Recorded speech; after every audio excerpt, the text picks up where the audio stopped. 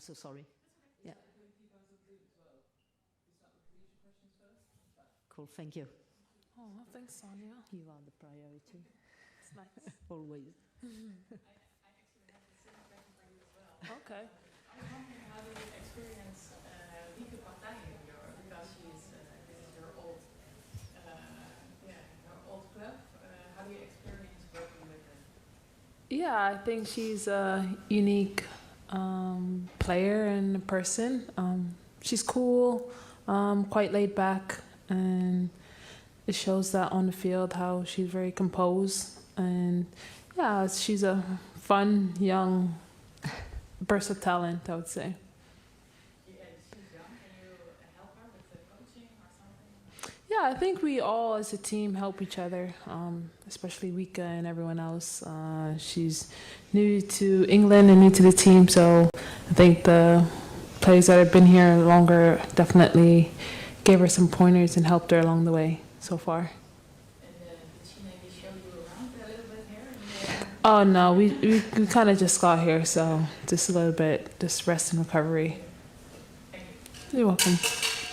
Have we got any questions for Kadeisha on Zoom? Yeah, go for it, guys. First, Kadeisha, I think Emma Hayes said last season that she really felt there was more to come from you. You know, when you first arrived, the team was changing systems a little bit at the back, and obviously last year there was a lot of injuries back in defence. How did you find those kind of first 2 seasons at the club? You know, trying to find your feet in a new country while dealing with all these different circumstances. Yeah, I think it was kind of tough couple seasons. Everyone, maybe first season or second season, there was a lot of injuries and we all had to adapt as a team. But I think we did the best that we could during those times, and I think each season I'm growing as a person and a player, so I think that's a good thing to see growth from me and for that to continue throughout this season and moving forward in the future. She, like I say, Emma said that she felt that there was so much more to come from you that the Chelsea fans couldn't see an even better Kadeisha as time went on. And you looked really sharp at the start of this season. Do you feel like you're in that position now to be kind of the best version of yourself at Chelsea so far? Yeah, I think, like I said before, like each season I am growing, so this could be the best so far, but I feel like another season I'll probably find a better version of me. So I think I feel that I'm in a good space right now and doing well, so just me continuing that and focusing on that as well. Thank you. Thanks, Amy. Can we come to you, please, Dan? Hi, Kadeisha. Just off the back of that, having Lucy Bronze playing alongside you, obviously a player that you know well from previously in your career, how much has that kind of helped improve your game this year? Yeah, it's nice to have Lucy back and that partnership. I think we spent a few years together before, so I think we both has changed as a player since then. So to reunite back, it's been a good partnership and good feeling. I think the communication-wise has been really great. So I think we just kind of helping each other with that, communicating through things, new coach, new style of play. So I think we're all communicating and trying to work through it together. That's great. Thanks so much. Thank you. Thanks, Dan. Kadeisha, I think you're free to go. Perfect, thank you. Lucky you. Thank you very much. Come on, Sonia. Yep. Thanks, Keish. Okay, questions for Sonia. Can we come across to you first? Thank you. Well, you maybe already know what I wanted to ask you. Yeah. How do you feel? What do you think of Lieke Partij and how it's working with her? Yeah, so Vicky, as we already said with Kadeisha, she's a young player. She's settled well in England, London, in Chelsea. So happy to have her in my squad. She has a lot of energy as a person and as a player. She's someone who always wants to have some advice from the staff and the coach. she's listening to us, and yeah, she will be a really important player for us through the season, for sure. She already started some games, no matter her age. She's performing, and that's the most important. And do you think it's because the Dutch competition, well, it's not as good as the English competition? Was it a big change for her? No, you know, she was playing also with the national team. Even if she's young, she already has a lot of experience as a player. And I think, like, yeah, moving to a new country, her league is maybe more competitive than the one she was used to play. Maybe it's a change, but she's adapting herself to that in a really positive way. And yeah, really happy for me to have her, as I just said, in my squad, and happy with her performances. Is she gonna play tomorrow? Maybe. Can we come across to Jessie, please? Hey Sonia. Hey. No Catarina Macario in the travelling squad. Do you have an update on her and why she hasn't travelled? Yeah, Katarina, we are building some minutes and building on her fitness. That's part of the plan and part of her own process. You know, we work a lot individually with every player, and we try to give them what they need to be fit and back to the best level or their best version. And we just thought it was the good decision just to have her staying in London, working individually with some staff, and she will be ready for the game on Sunday.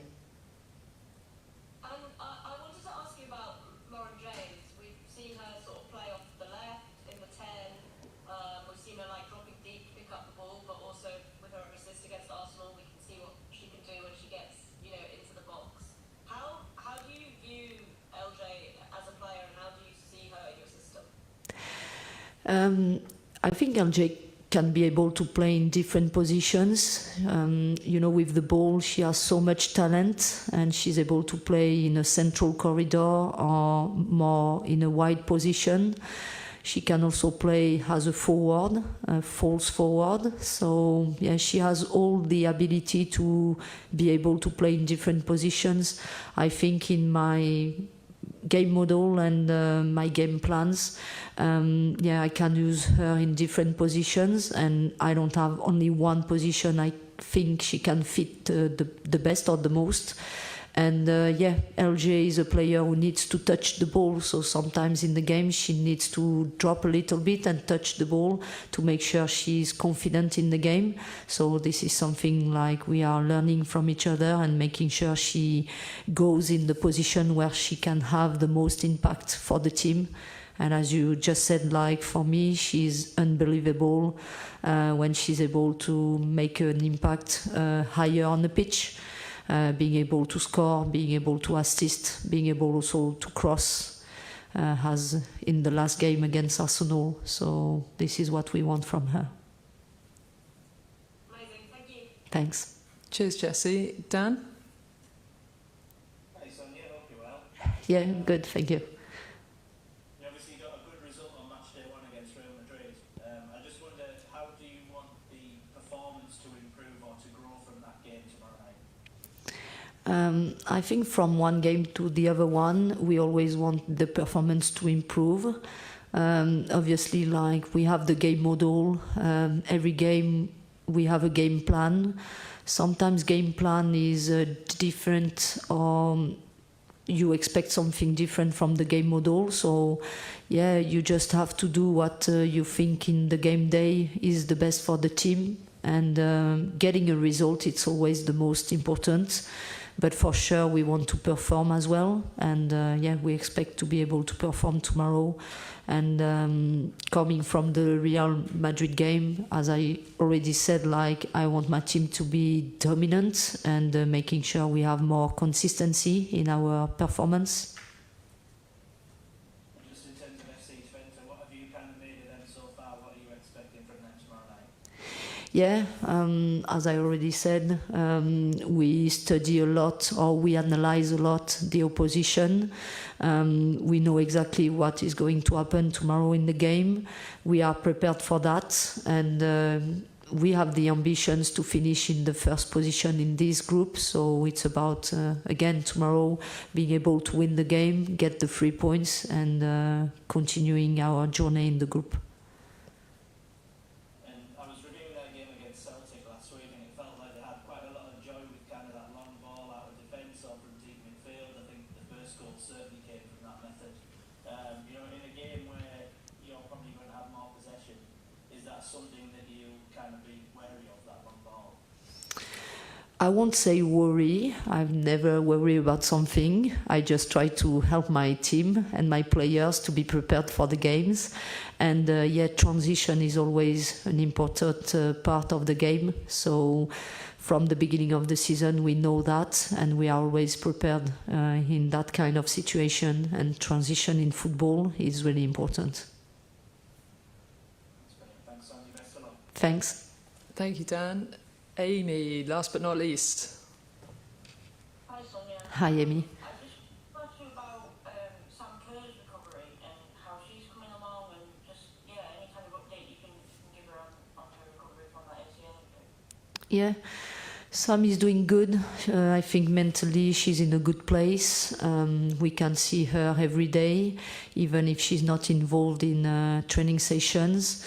I think during the international break we have a meeting with the staff just to make her own plan and seeing when she will be able to start to practice individually with the technical staff, which will be a new step for her. But at the moment she's in a good place. She's in a good form mentally, and she just brings some positive things to the team being around. And even if she's not training collectively with the team, she just brings so much to the squad. I asked because Tom Samani, the Australia interim coach, said last week that he'd be happy for her to come to the camp this month, and those conversations were going on. I just wondered what your perspective on that was, and whether that's something you'd be open to.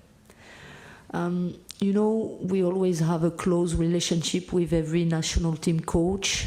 Communication is really important, and we just have to be in the same page. Like, if we feel that's the best for the player, I would be happy to help the national team and the player. So this is conversations we are having, and if she has to go, she will go. But in my mind at the moment, this is not the decision we are taking. Thank you, Sonia. Thanks. Thank you. Okay, we'll leave it there. Thanks very much, everybody. Thank you. Sonia.